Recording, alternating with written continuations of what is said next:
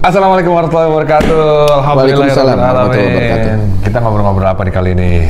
Ada. Kok langsung di setel ini aja? Kayaknya udah siap aja nih. Iya, udah siap. Jadi apa ini nih? Kenapa nyetel Dr. Richard Lee sama ini Dr. Zakir Naik? Ada Dr. Zakir Naik, ada Dr. Richard Lee. Mungkin Dr. Zakir Naik mau perawatan muka apa gimana? Mungkin. Enggak ya? Enggak lah. Enggak ya?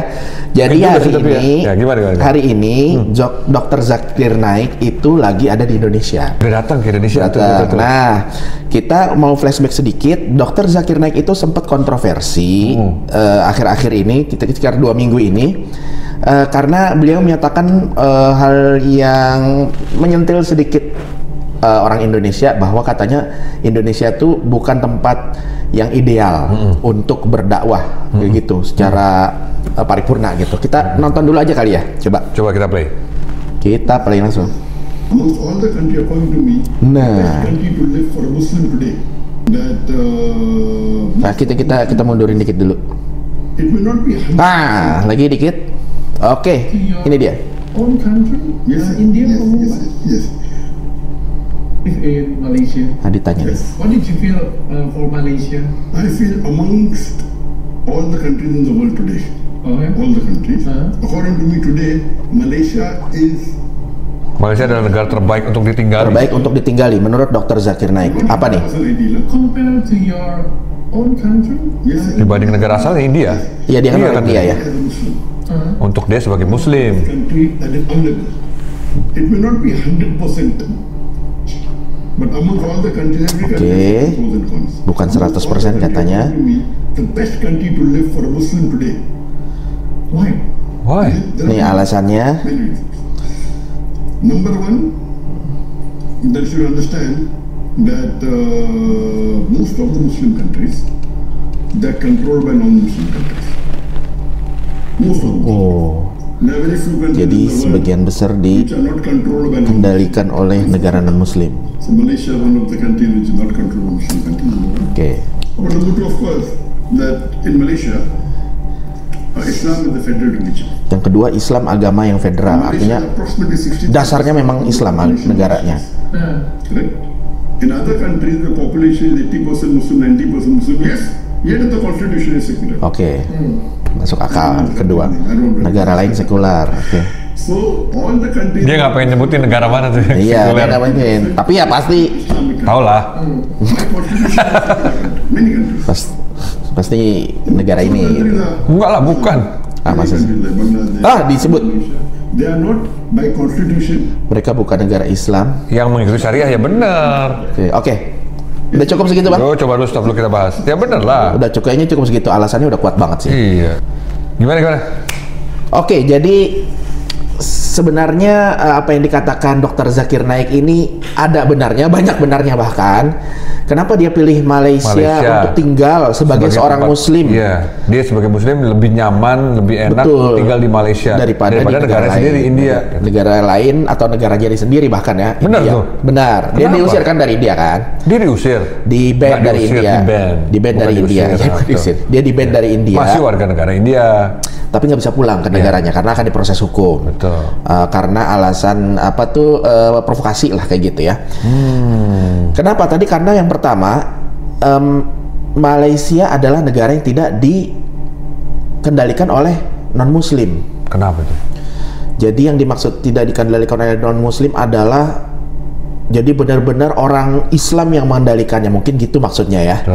Kalau ini saya masih bisa dibantah lah. Indonesia kan juga negara yang dikendalikan oleh, kalau dikendalikan maksudnya oleh dipimpin, ya Indonesia dipimpin oleh orang Islam. Betul. Ya kan, presidennya Muslim. Betul.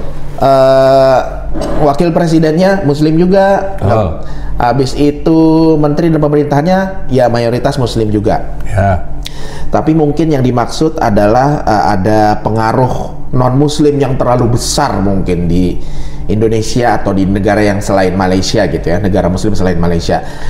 Tapi kita bisa cermati itu sebenarnya harus by data sih ya, kalau itu apakah Betul. pengaruhnya itu besar non-Muslim, karena saya lihat juga di Malaysia, saya alhamdulillah udah 4 kali lah ke Malaysia gitu liburan memang. Tapi saya lihat juga banyak kok investasi asing di sana, dan juga banyak juga ketergantungan rakyat Malaysia atau pemerintah Malaysia dengan banyak teknologi non-muslim dan lain sebagainya. Yang menarik, kita pindah ke alasan kedua adalah karena Malaysia itu menjalankan Islam atau menjadikan Islam sebagai undang-undang federal atau sebagai dasar agamanya. Dasar pemerintahannya maksudnya. Islam sebagai dasar pemerintahan, salah satu dasar pemerintahan Malaysia. Nah, ini menarik. Karena memang benar.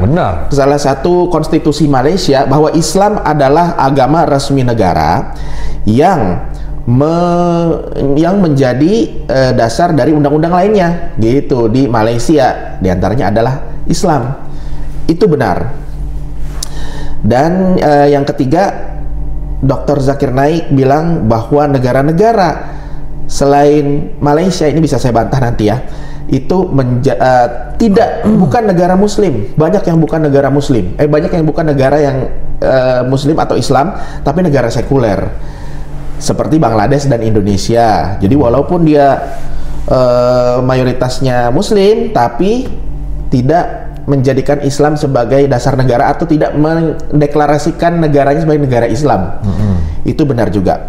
Nah, beliau kan sebagai seorang tokoh internasional, dokter maksudnya gitu ya, pendebat dan juga salah satu alim ulama di bidangnya kayak gitu.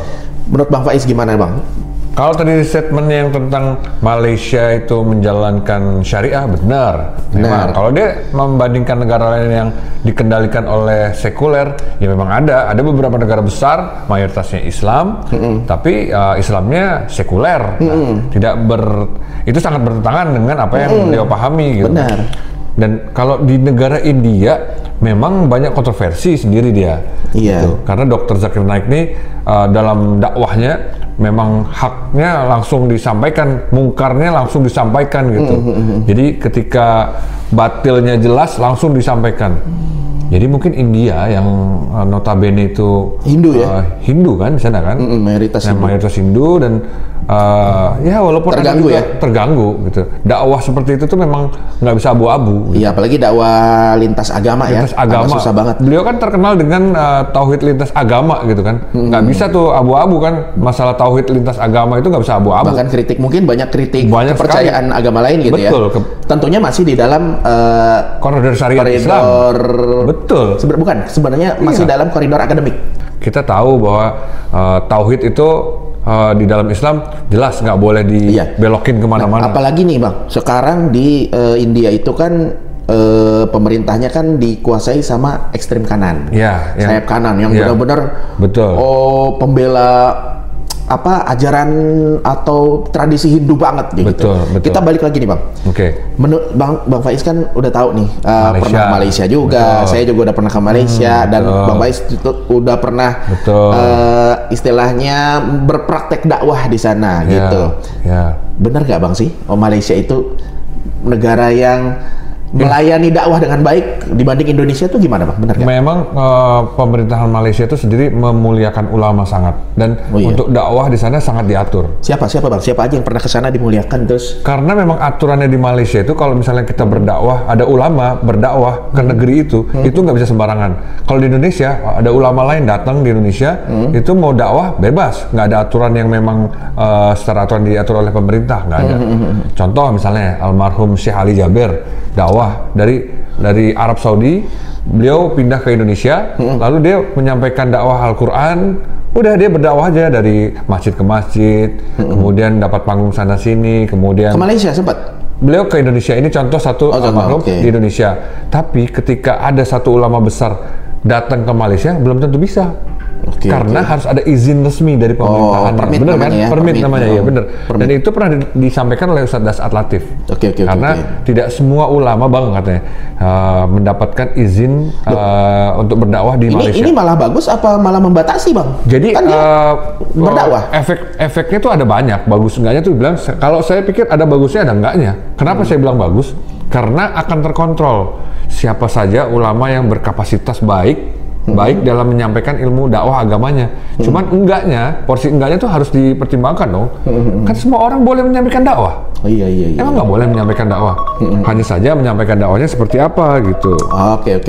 Gitu, itulah Menarik masalah. Masalahnya adalah ketika beliau sebut sebagai tempat tinggal. Iya, tempat tinggal. Tempat tinggal dan tempat bekerja ataupun apapun di Malaysia ini kan plus minus gitu kan. Iya. Jadi nggak bisa disamaratakan untuk berdakwah tempat tinggal gitu masalah. Kalau untuk tempat tinggal yang Islami, yang memuliakan ulama, yang mendukung, saya ada usulan yang lebih baik nih, Dr. Zakir Naik Di Brunei Darussalam. Iya. Karena pernah sekolah di situ. Saya pernah sekolah di situ. Sekolah di situ dia. Saya pernah sekolah di situ. Itu lebih asik katanya. Iya, itu memuliakan ulama setiap hari, tradisi keislaman hidup. Dan syariat Islam yang paling kental dan paling dijalankan adalah di Brunei Darussalam. Ketimbang Malaysia malah. Ketimbang Malaysia. Mohon maaf, di Brunei tidak ada kasino untuk berjudi. Betul. Mohon maaf, di Malaysia tidak ada prostitusi. Ada. Di Malaysia masih ada, masih itu diizinkan. maksudnya. Jadi kalau sepenuhnya begitu, saya nggak setuju kalau misalnya Ya. ini Malaysia paling humble, paling enak misalnya dia bilang gitu untuk tinggal ataupun berdakwah, nggak juga. Mungkin Indonesia bukan, tapi Dr. Zakir Naik Brunei Darussalam, coba Dr. Zakir Naik cek sendiri. Tapi saya memastikan bahwa ketika beliau datang ke Indonesia saja diterima dengan baik. Saya bingung kenapa pemerintah India itu memblokade warganya sendiri dengan alasan provokasi lah. Iya, gitu. provokasi. Ya itu tadi politik lah itu. Dan dia diterima di sini, walaupun Indonesia dengan India itu juga berhubungan dengan baik kan, secara kedua belah negara ini bilateralnya. Tapi kita menerima Dr. Zakir Naik ini untuk berdakwah, alhamdulillah diterima oleh pemerintah Indonesia gitu. Mungkin ada batasan-batasan apa yang perlu dikasih tahu ke beliau. Nah itulah yang Itu ada standar lah, siapa aja bisa kayak gitu. gitu. Jadi kan mungkin Standar tugasnya MUI juga kan untuk menjemput bolanya ke wilayah dakwahnya beliau untuk menyampaikan ini wilayah Indonesia begini.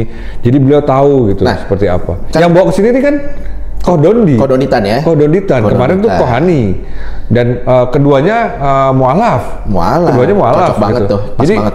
apa yang beliau dakwahkan sama persis dengan kedua promotor istilahnya ya, Kohani yang juga sekarang Kodoni yang mengambil alih untuk promotornya untuk menemani dakwah beliau. Bang, nih terakhir.